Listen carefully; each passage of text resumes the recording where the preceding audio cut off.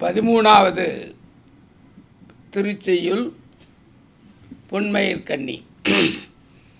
தேட கிடையாத செல்வம் உடையானை இனி கூடினி வாழ்வேனு கூறாய் நீ பொன்மையிலே. தேட கிடையாத செல்வம், தேட கிடையாத செல்வம் உடையானை இனி கூடி நனி வாழ்வேனோ கூறாய் நீ பொன்மையிலே. இதுக்கு 2 பேர் இதில் வராங்க.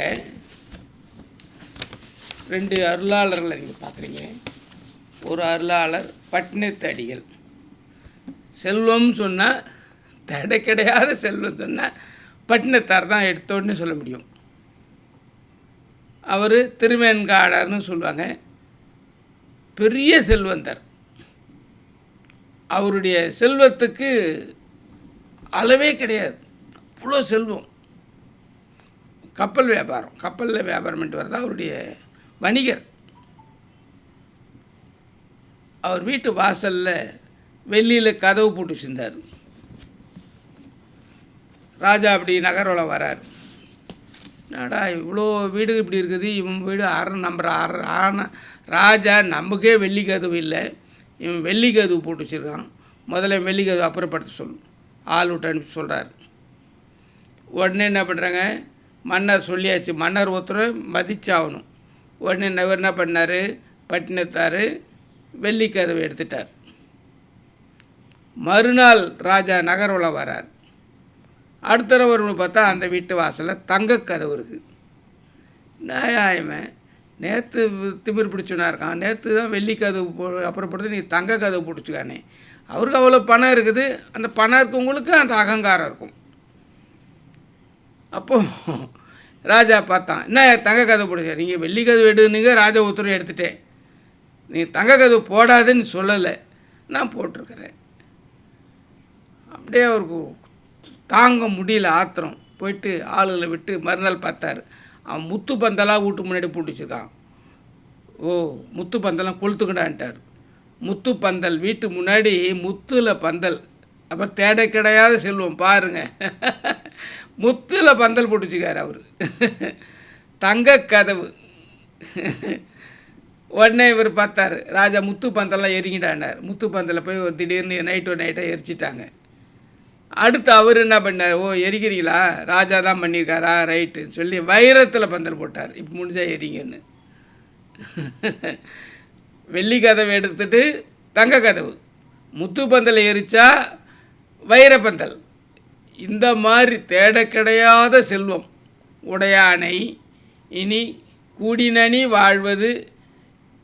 வாழ்வேனோ கூறாயினி பொன்மையிலே.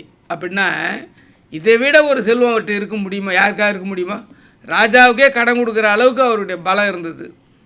அந்த அளவுக்கு ஒரு பெரிய ஒரு பணக்காரர்.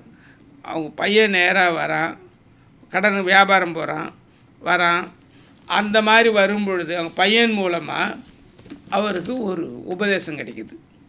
காதற்ற ஊசியும் வாராதுகான் கடைவழிக்கே. காதற்ற ஊசியும் வாராதுகான் கடைவழிக்கே.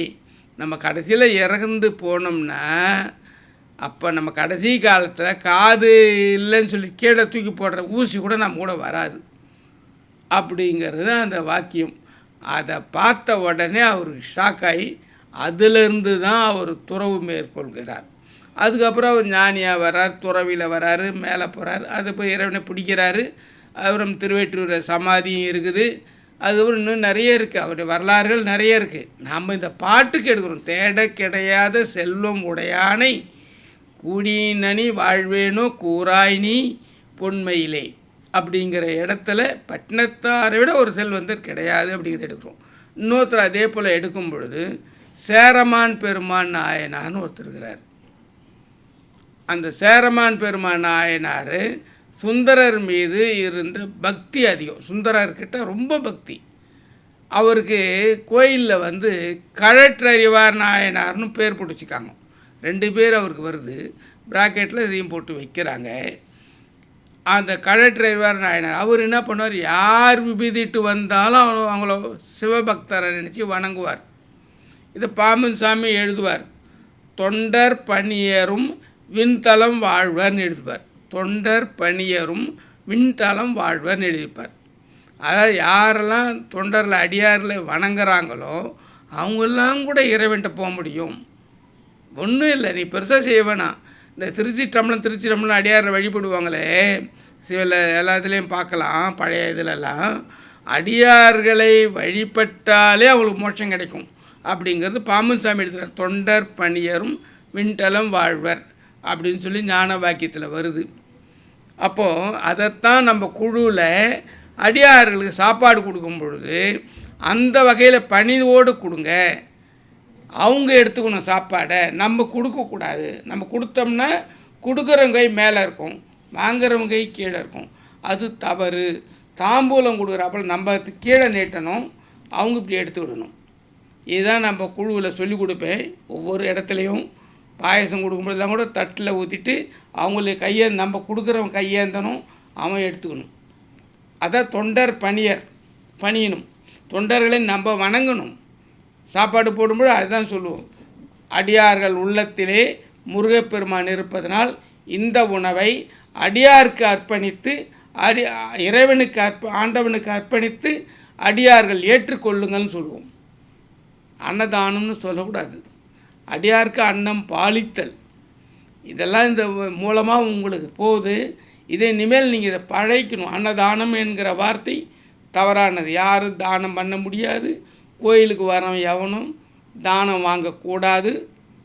தானம் வாங்கினா காயத்ரி சொல்லணும். அதனால் இந்த சேரமான் இதில் வரும்பொழுது தொண்டர் பணியரும் விண்தலம் வாழ்வன்ற ஞான வாக்கியத்தை ஞாபகம் வச்சுங்க. ஒரு வண்ணான் சலவை தொழிலாளி, அவர் துணி உவர் மண் துணி துவைச்சிட்டு அந்த உப்பு மண்ணோடு வெள்ளையாக இருந்தது மண் அதோட ரோட்டில் வந்துன்னு இருக்கார். சேரமான் பெருமான் நாயனார். இவர் என்ன பண்ணுறார், கழற்றறிவார் நாயனார்னு சொல்லுவாங்க. யானையில் வராரு. யானையில் வரும் யாரோ விபூதிட்டு சிவனடியார் வராரு சொல்லி யானை விட்டு இறங்கி அவரை வணங்குறாரு. ஐயா நான் அடிவண்ணான்னுவார். நான் வண்ணானுக்கு அடிவண்ணான் நானுன்னு இவருன்னுவார். ஏன்னா இவர் அது தெரியாது. இவர் சிவனடியாராகவே பார்க்குறாரு. அவர் உடம்பு ஃபுல்லாக விபூதி இருக்குது, அதனால் சிவனடியாராக பார்க்குறேன் அப்படின்னு சொல்லுவார். அவர் எழுதின பாட்டு 11வது திருமுறையில் வருது. ஞான உலா கைலாய ஞான உலா நூல் அப்படின்னு சொல்லி சுந்தரர் கூடவே போகிறாரு, கைலாசத்துக்கும் போகிறாரு. குதிரைக்கு 5 எழுத்து சிவைய நமங்கிற ஒரு மந்திரத்தை சொல்லி குதிரையை யானை கூடவே சேரமான் பெருமான் நாயனார் சுந்தரர் கூடவே சிவைய நமன் காதில் சொல்லி அந்த பக்தியிலே போயிடுறார். குதிரை இட்டுன்னு போகுது. அந்த அளவுக்கு அவருக்கு அந்த இந்த மாதிரி அடியாரை வழிபடும் பொழுது அது வரும். திருவிஞ்சை களத்தில் சுந்தரர் வெள்ளை யானையில் செல்ல சேரமான் பெருமான் குதிரையின் காதில் 5 எழுத்து மந்திரத்தினை ஓதி இவரும் கைலாயம் செல்கிறார் அப்படின்னு சொல்லிட்டு அந்த 63 நாயன்மாரில் அவ்வளோ தேட கிடையாது செல்வம், அவ்வளோ செல்வம் இருந்தோம். அவ்வளோத்தையும் விட்டுட்டு இந்த மாதிரி அடிவண்ணானையும் வணங்கி அடியார்களையும் வணங்கி இந்த மாதிரி மோட்சத்துக்கு போனவர் ஒரு நாயனார் இருக்கார். அப்படின்னாக்கா அவருடைய இது என்ன அளவுக்கு பலம் இருக்குதுன்னு பாருங்கள். அவர் 11ஆம் திருமுறை அவர் எழுதின பாட்டு இருக்குது. 12 திருமுறையில் இந்த பாட்டு இருக்குது. அப்படின்னா இவங்கெல்லாம் எந்த அளவுக்கு ஒரு பலம் பெற்றவங்களாக இருக்கிறாங்க.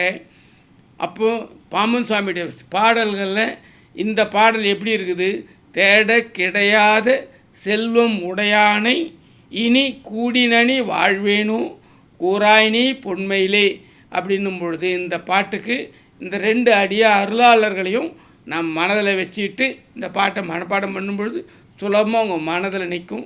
எல்லாரும் வெற்றி பெறலாம். எவ்வளோ செல்வம் வந்தாலும் பணம் பணம் பணம் பணம்ங்கிறது ஒரு பகுதி. இன்னொரு பகுதி அதெல்லாம் சாமி இறை தேடுவதோடு இறையும் தேடுன்னு எழுதியிருப்பார். அதனால் நீங்கள் நம்ம இன்னொரு பகுதியில் 1 மணி நேரமாக ஒதுக்கி ஆன்மீகத்தில் வெற்றி பெறுமாறு எல்லாரையும் வணங்கி கேட்டுக்கொள்கிறேன். வாழ்த்துக்கள்.